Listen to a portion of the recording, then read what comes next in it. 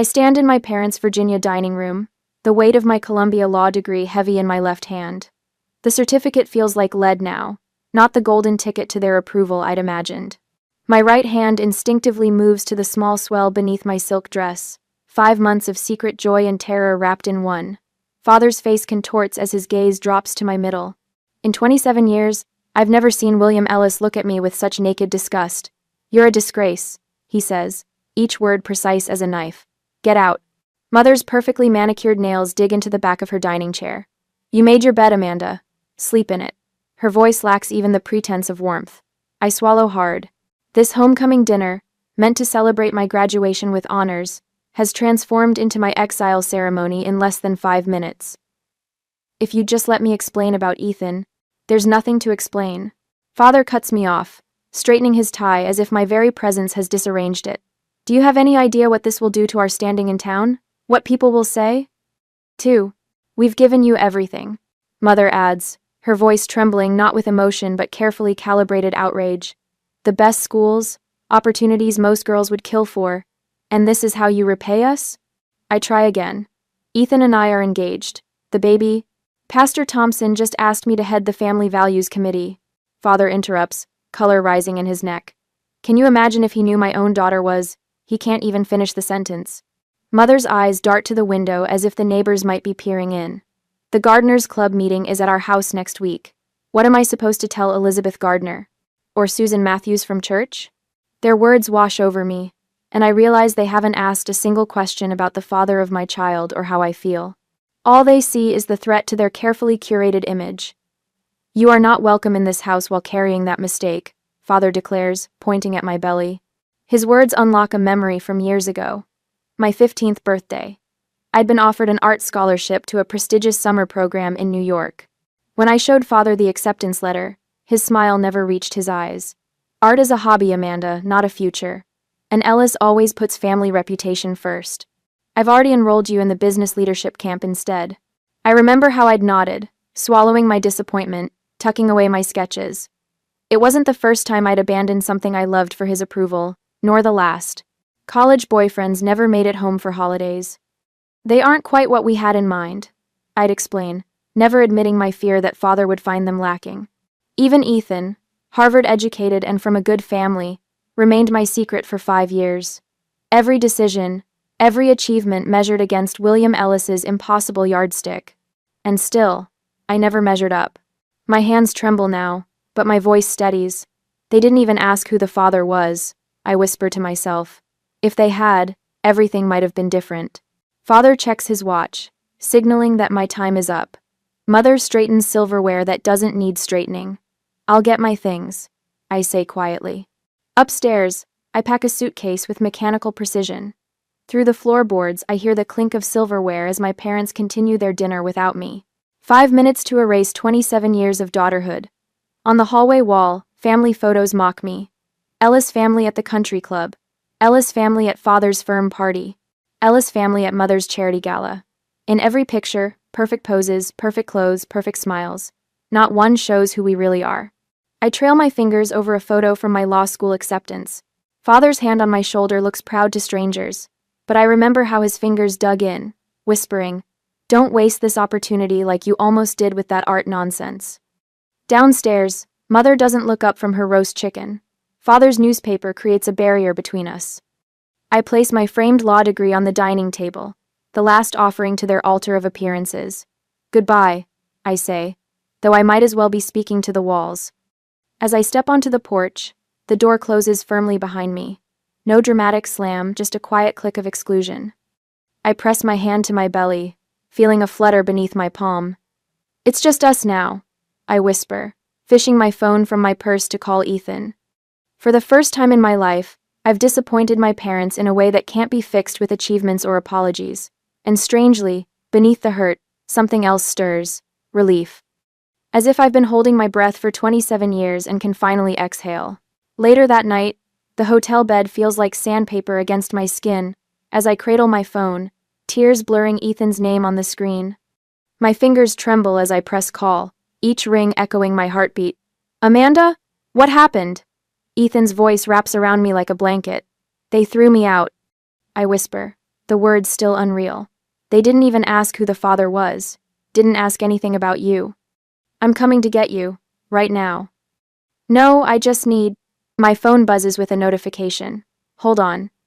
I switch to speaker and open the Facebook app. Mother's post appears at the top of my feed. Please keep our Amanda in your prayers. Sometimes the brightest minds struggle with the heaviest burdens. We're devastated by her breakdown, but trust God's plan for healing. The room spins. Ethan, they're telling everyone I had a breakdown. Before he can respond, my phone vibrates again. Aunt Martha's voicemail plays. Amanda, honey, your parents are devastated by your choices. They've loved you so completely. How could you hurt them this way? Pastor Thompson is already planning your intervention. Call them, sweetie. Make this right.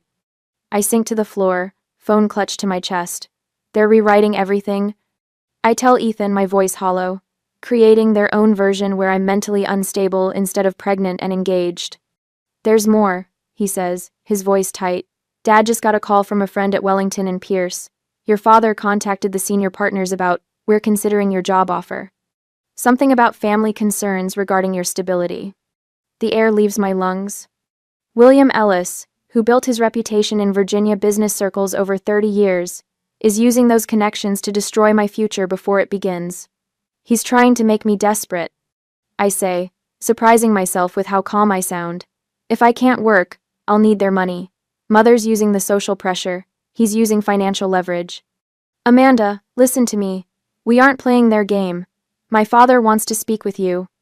The phone rustles, and Charles Caldwell's deep voice fills the line. Amanda, you're family now. Do you understand? We protect our family. Something shifts inside me, like tectonic plates realigning. I stand, wiping tears from my face with the back of my hand. This isn't about shame, I tell him, clarity crystallizing. It's about control. Precisely, Charles says. Now, I've already sent a car to bring you to us. Pack your things. I couldn't impose. Nonsense. Grace is preparing the East Suite as we speak. Madison is practically bouncing off the walls to see you. And our family lawyer will contact your firm first thing tomorrow. Grace is our Grace. I hang up and call Ethan back, mind racing through options, weighing outcomes like the lawyer I've trained to become. I'll accept your father's help. You don't sound like you've been crying anymore. Ethan notes. I haven't been. Something changed when I heard your father's voice, like finally seeing the board when you've only been staring at one chess piece. 2 hours later, the Caldwell family driver helps me with my single suitcase. We pass through wrought iron gates and follow a winding driveway bordered by ancient oak trees. The Georgian mansion rises before us, 14 bedrooms behind stately columns, windows glowing gold against the evening sky. On the wide front steps stands Charles Caldwell, silver-haired and straight-backed. He opens my door himself, bypassing the driver. Welcome home, sweetheart, he says, helping me out with a gentleness my own father never showed. Grace appears in the doorway, her face warm with genuine concern. The suite is ready whenever you'd like to rest. No rush at all. Madison barrels past her mother, throwing her arms around me. I'm going to be an aunt. This is the best news ever. Their welcome washes over me in waves, each kind word, each touch on my arm a stark contrast to the icy rejection hours before. Yet beneath the gratitude, an emptiness expands. These people, practically strangers, despite my 5-year relationship with their son, offer what my own blood could not, unconditional acceptance. In the grand foyer, Ethan waits, hands behind his back. He drops to one knee as I approach, revealing an emerald ring glinting in an antique gold setting. My grandmother's, he explains. Dad had it sized for you last month when I told him our plans. The ring slides perfectly onto my finger. Another piece of evidence that the Caldwells prepared to welcome me while my own parents prepared to cast me out. Later, in the guest suite larger than my childhood bedroom, I stand at the window overlooking manicured gardens silvered by moonlight. The hollow victory tastes bittersweet, finding home with strangers instead of those who raised me. My phone buzzes with another of Mother's social media proclamations. William and I thank you for the outpouring of support during this difficult time. Family is everything. We pray Amanda returns to us soon. I turn off my phone, place one hand on my belly, and the other on the emerald ring. We have a family, I whisper to my child. Just not the one I expected. I wake to sunlight streaming through unfamiliar curtains, momentarily disoriented until my hand finds the small swell of my belly. 3 days at the Caldwell estate, and I still expect to open my eyes to my childhood bedroom. Instead, I'm surrounded by the soft blues and creams of the guest suite Grace prepared with such care. My phone buzzes on the nightstand. Another text from Mother. We're praying for your return to reason. The pastor mentioned wayward children in his sermon yesterday. Everyone's concerned. I set the phone down without responding.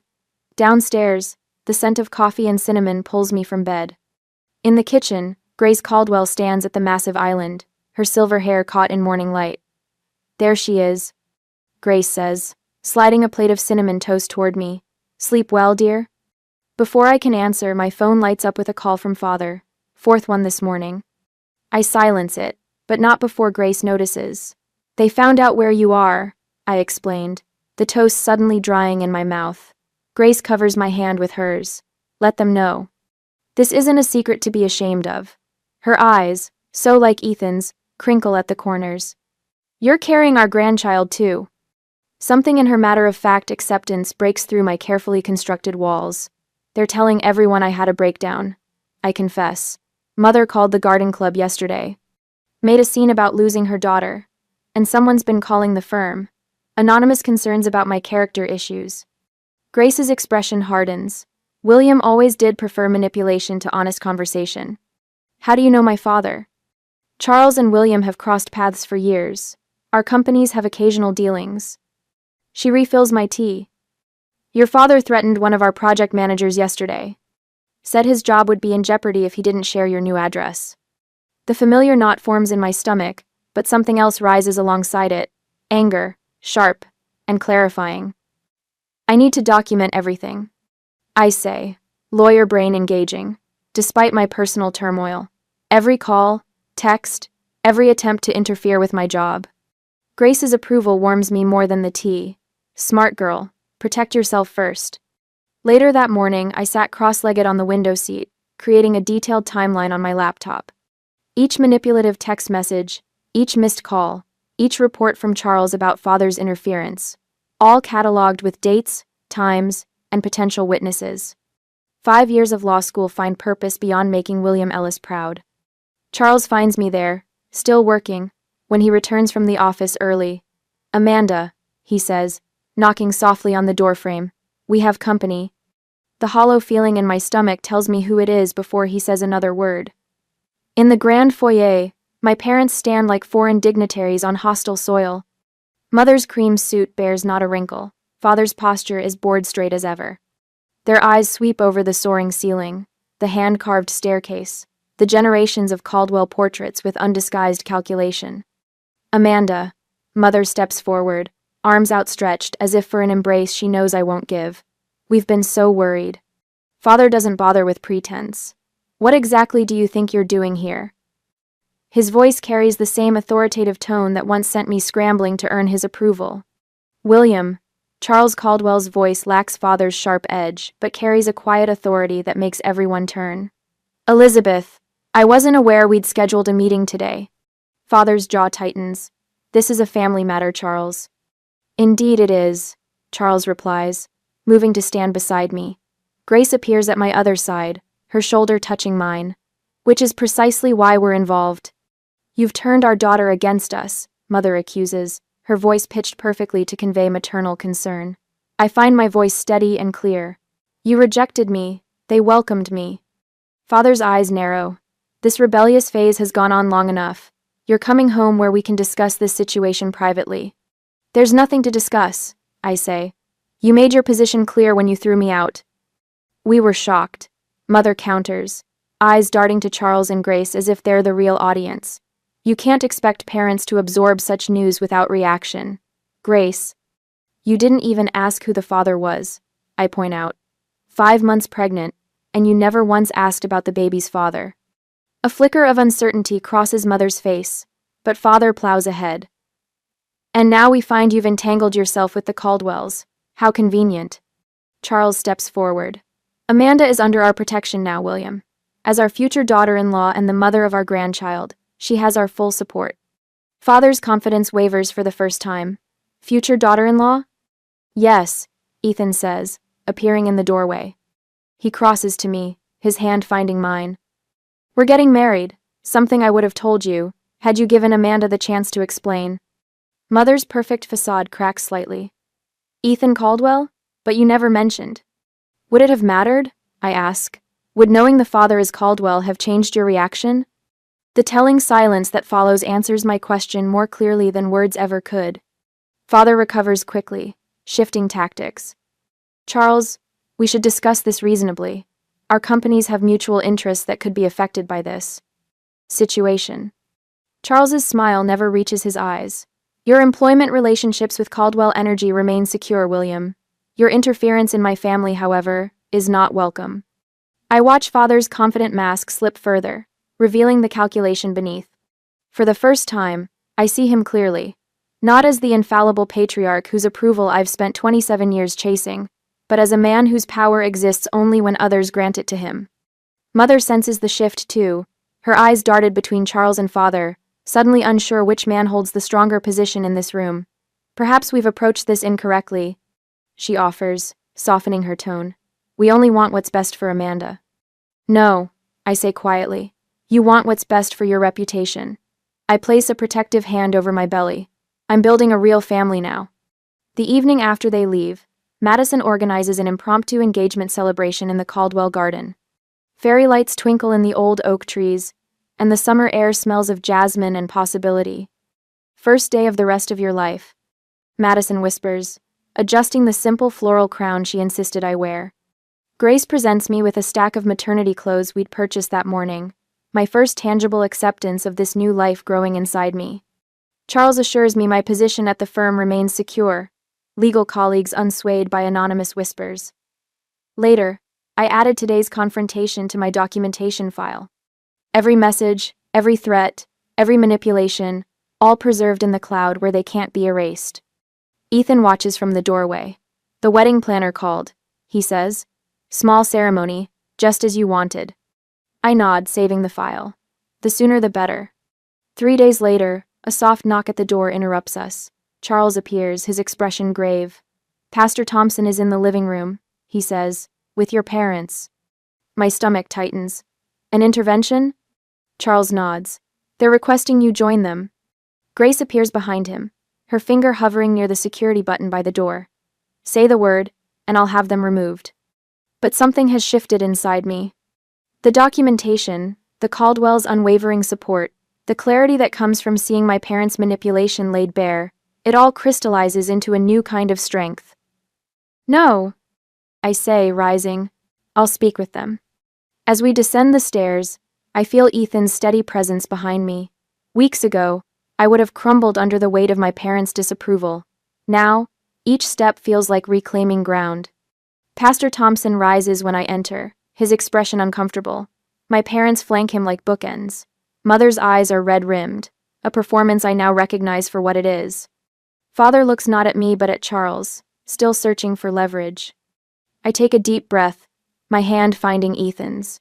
It's time they heard my truth, I whisper, and step forward to face the past so I can claim my future. I rise from the antique sofa in the Caldwell living room, where Pastor Thompson sits uncomfortably between my parents. My hands don't tremble anymore. 5 days at the Caldwell estate have replaced my uncertainty with clarity as sharp as a scalpel. Pastor Thompson, I say, addressing him directly rather than acknowledging my parents. I appreciate your concern, but I need to correct several misrepresentations. My voice carries the precision I've practiced in courtrooms. My parents rejected me without even knowing I'm engaged to Ethan Caldwell. His eyes widened, darting between my face and my father's reddening one. The shock is genuine, the first honest reaction I've seen since they arrived. Furthermore, I continue, I'm carrying a child conceived in a committed 5-year relationship, not through some reckless encounter as you've been led to believe. Behind me, Grace and Charles stand in silent support. I feel their presence like a shield at my back. What my parents have orchestrated is textbook emotional manipulation. I say, unfolding a notepad where I've documented every call, text, and social media post. They've contacted my law firm to question my character. They've told extended family I had a breakdown. They've orchestrated what you believe is a loving intervention when in reality, It's an attempt to salvage their reputation at my expense. Father lurches forward in his seat. We just wanted what's best for you, Amanda. Can't you see that? Mother reaches for the pastor's arm, tears materializing on cue. We needed time to process everything. You sprung this on us so suddenly. I watch Pastor Thompson's face as he absorbs the conflicting narratives. His gaze lingers on my mother's hand, clutching his sleeve, then shifts to my father's rigid posture. If you wanted what was best? I responded evenly. You wouldn't have thrown me out without asking a single question about the father of my child or my plans. Father's jaw tightens. This isn't the place for airing family business. I'm calling Daniel Hargrove at your firm on Monday. We'll see how excited they are about a new associate with your complications. A small smile touches Charles's lips as he steps forward.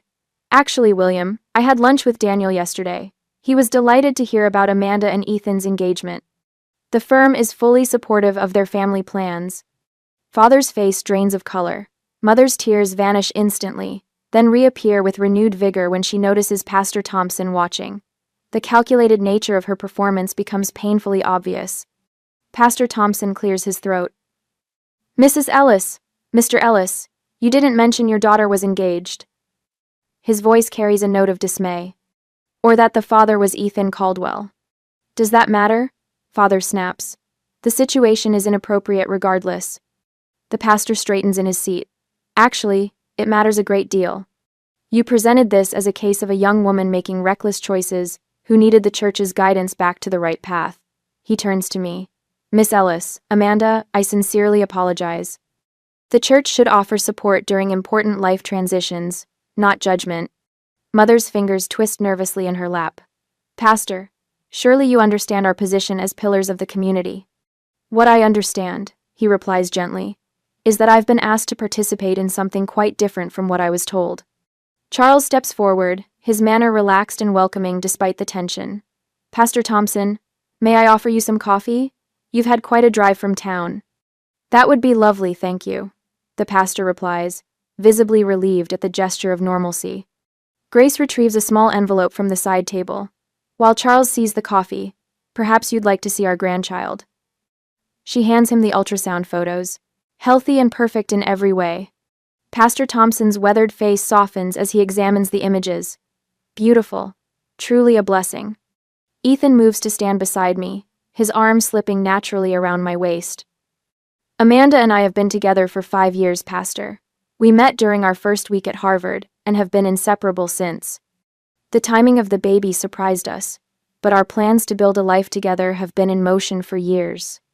Madison, Ethan's sister, brings over a small folder. We've just finished the engagement announcement for the town paper. Perhaps you'd like to see it? Throughout this coordinated response, I maintain my composure. Not with the rigid control I learned in my parents' house, but with the quiet dignity that comes from being surrounded by genuine support. Mother's eyes linger on the ultrasound photo still in Pastor Thompson's hands. Something flickers across her face, not the manufactured emotion she's displayed since arriving, but something raw and genuine. For a brief moment, I glimpse the grandmother she might have been if appearances hadn't mattered more than love. Father notices nothing. His focus remains fixed on Charles, calculating power dynamics and finding himself outmatched. William, Mother whispers, touching his arm. Maybe we should listen. His head jerks toward her, betrayal flashing in his eyes. There's nothing to listen to. We're leaving. But Mother doesn't move. Her gaze returns to the ultrasound photo. Is it a boy or a girl? She asks softly. Father stands abruptly. Elizabeth. She flinches, but remains seated. Just a moment, William. It's the first time I've ever seen her contradict him, however mildly. The first crack in their united front. Father looks down at her with cold disbelief, then turns and walks out alone. The front door closes with a decisive click. Mother sits motionless, caught between the husband she's always followed and the grandchild she clearly wants to know. Pastor Thompson hands the ultrasound photo back to Grace with a nod of thanks. Perhaps, he says gently, this is a time for building bridges rather than walls. I watch my mother's face as she realizes the narrative she and Father crafted has crumbled. Their version of events no longer controls the story. The community they so desperately wanted to impress will soon know the truth not through angry accusations, but through a simple engagement announcement, and the quiet dignity with which the Caldwells have handled this ambush. The baby is a girl, I tell her, my voice neither warm nor cold, simply factual. An offering she can accept or reject. Mother looks up, uncertainty replacing her usual calculated poise. For the first time in my life, I see her without knowing exactly what she'll do next. And for the first time, it's not my problem to fix. I stare at the formal letter in my hands, William Ellis's law firm letterhead bold across the top. The demand for a family meeting before my wedding makes my stomach clench. 5 weeks ago, I stood in their dining room as they cast me out. Now they want to negotiate terms. Your father's lawyer called again. Charles Caldwell sits across from me at his mahogany desk, his voice calm but eyes sharp with concern. They're threatening a grandparent rights lawsuit. I trace the embossed letterhead with my fingertip. Mother's been calling every relative we have. Aunt Martha phoned me in tears yesterday, begging me to make peace with my parents before the baby comes. And now half the family is texting you, Ethan adds from his position by the window, sunlight catching the anger in his eyes. All with the same message. Grace enters with a tray of tea, setting it down with quiet efficiency. Her presence steadies me, so different from Elizabeth's calculating displays of motherhood. They've requested mediation. Charles's mouth tightens around the word. Before the wedding. I take the cup Grace offers, inhaling the calming scent of chamomile. 2 days until I marry Ethan in the Caldwell garden. 2 days until I officially join this family that chose me when my own did not. They're desperate. Grace says, her hand warm on my shoulder. They've lost control of the narrative since Pastor Thompson saw them for what they are. I think of the letter's threats to contest the ceremony, the thinly veiled accusations that the Caldwells had stolen me from my rightful family. William's lawyer even contacted my new colleagues, suggesting I might be emotionally unstable during my pregnancy. A small part of me whispers that making peace would be easier. For the baby's sake. For simplicity. The ghost of the daughter I once was still craves their approval. But as I look around at the Caldwells, Charles's protective steadiness, Grace's unconditional warmth, Ethan's unwavering support, clarity washes over me like a wave.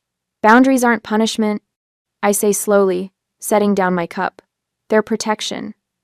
They're... Charles nods, a small smile playing at his lips. What if we invite them here? On our terms. A dinner, Grace suggests. We'll host. The home advantage will be ours. I straighten, my legal mind already mapping the strategy. I'll prepare statements they can't refute. Facts, not emotions. And we'll still hold the wedding 2 days later, Ethan says, moving to stand behind my chair. Regardless of what happens. My hand finds his, drawing strength from his touch. Let's do it. That evening, Grace sends a formal dinner invitation to my parents. The response comes within an hour they'll attend. Their eagerness only confirms their desperation. When they arrive the next evening, I watch from the library window as Charles greets them at the door. My father's Bentley looks small in the circular driveway of the Caldwell estate. Mother wears her church luncheon outfit, cream silk with pearl buttons. Father's suit is pressed to military precision. They look powerful until they step inside. The 14-foot ceilings and old money elegance of the Caldwell home dwarf their carefully constructed status symbols. Their expressions flash with poorly concealed discomfort.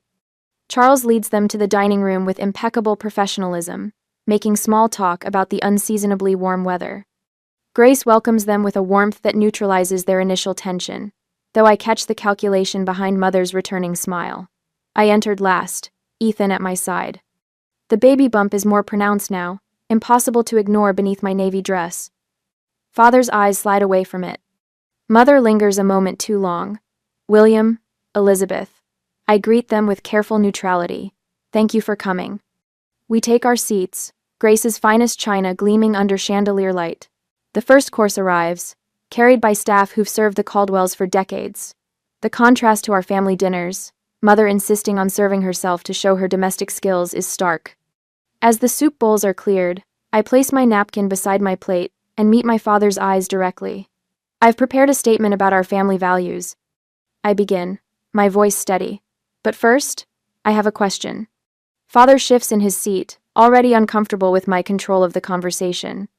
When exactly did you decide to reject me from our home? I ask. Before or after you found out who the father was? The color drains from Father's face. His stunned silence reveals everything. I don't know what you mean, Mother stammers, but the excuse falls flat. When Amanda told you she was engaged to Ethan Caldwell? Charles says calmly. You never bothered to ask. You saw only a pregnant, unmarried daughter a threat to your reputation. Not the fact that she was building a life with someone from one of Virginia's oldest families. Father's jaw tightens. That's not... It's exactly what happened. Grace interrupts, her voice gentle but unyielding. You rejected your daughter and my grandchild without knowing a single fact beyond what might embarrass you at church. We were shocked. Mother tries again. We needed time. Time to spread rumors about my mental health? I ask. Time to contact my law firm? Or time to have Pastor Thompson ambush me? Father's fingers drum against the tablecloth. This isn't over, he says, the familiar threat in his voice. We have rights. Your employment at Caldwell Energy remains secure, Charles replies, measured and precise, as long as you stay out of Amanda's life. Mother's eyes fill with tears I've learned not to trust. We have grandparent rights, she whispers. The courts, I interrupt, my legal education a weapon now, require established relationship patterns to grant visitation. Your rejection and subsequent actions are documented. Every call, every text, every manipulation. I lean forward. I may be your daughter, but I'm also a Columbia-educated attorney. Don't threaten me with a law you don't understand. Their faces crumple not from remorse but from the realization that their weapons have been stripped away. This dinner is over, Charles says, standing. I'll walk you out. As Charles leads them to the door, I watch Father's pale face and rigid shoulders. Mother glances back once, tears streaming now. For the first time, they might be genuine. I feel no sadness, only the clean wound of closure. The Caldwells surround me as the door closes. Grace's arm around my waist, Ethan's hand in mine. The family I chose. The family that chose me. They showed me exactly what kind of parent I'll never be. I say softly, one hand resting on my belly. In 2 days, I'll marry Ethan in the garden behind us. And in 4 months, we'll welcome our daughter into a home built on love instead of appearances. Some boundaries aren't meant to be crossed. Some endings make room for better beginnings.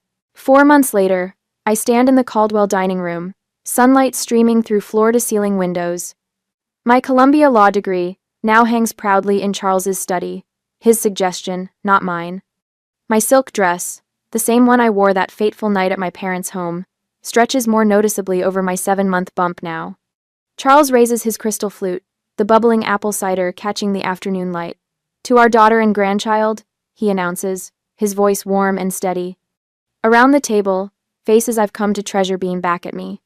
Grace dabs at her eyes with a linen napkin. I never thought I'd be so blessed, she whispers, reaching for my hand across the polished mahogany. My phone buzzes against the table. My parents' number flashes on screen, the 3rd call this week. With a single swipe, I decline it.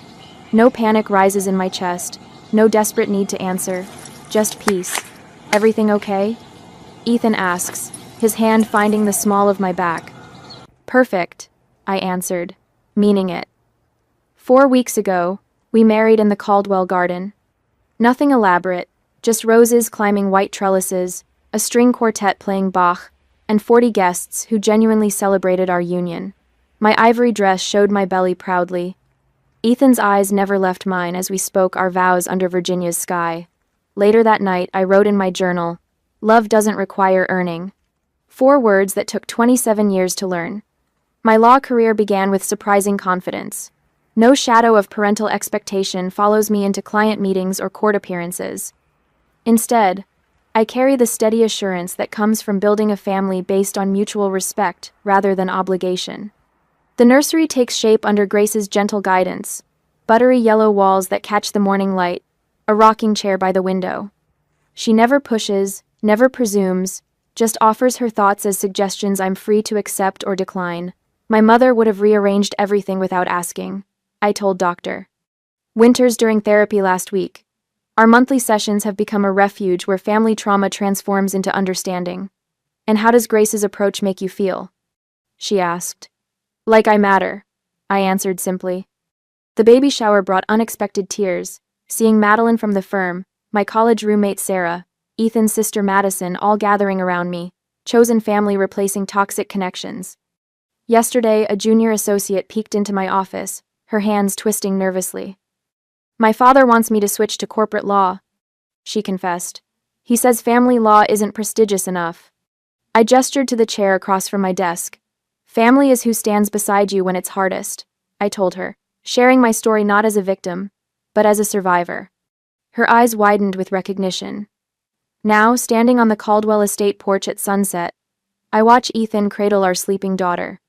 Born 3 days ago, Lily Grace Caldwell entered the world with a powerful cry and 10 perfect fingers that wrapped instantly around my heart. There's a letter, Ethan says quietly, nodding toward the side table. My mother's handwriting crosses the cream envelope. I open it carefully, reading Elizabeth's request for reconciliation, for a chance to meet her granddaughter. My response feels neither angry nor bitter, just clear. When you're ready to meet your granddaughter as she is, not as a continuation of our family name, not as a secret to be hidden, but as the beautiful gift she is, we'll be here. The Virginia countryside stretches before us, hills rolling toward the horizon as the sun paints everything in amber and gold. Through the window behind us, I glimpse Charles and Grace watching, their faces full of quiet joy. They showed me what family isn't, I whisper to Ethan. The Caldwells showed me what a family should be. Blood doesn't make family, love does. He kisses my forehead, our daughter sleeping peacefully between us. Love without conditions, he adds. I nod, finally understanding what I could never earn but was always worthy of receiving.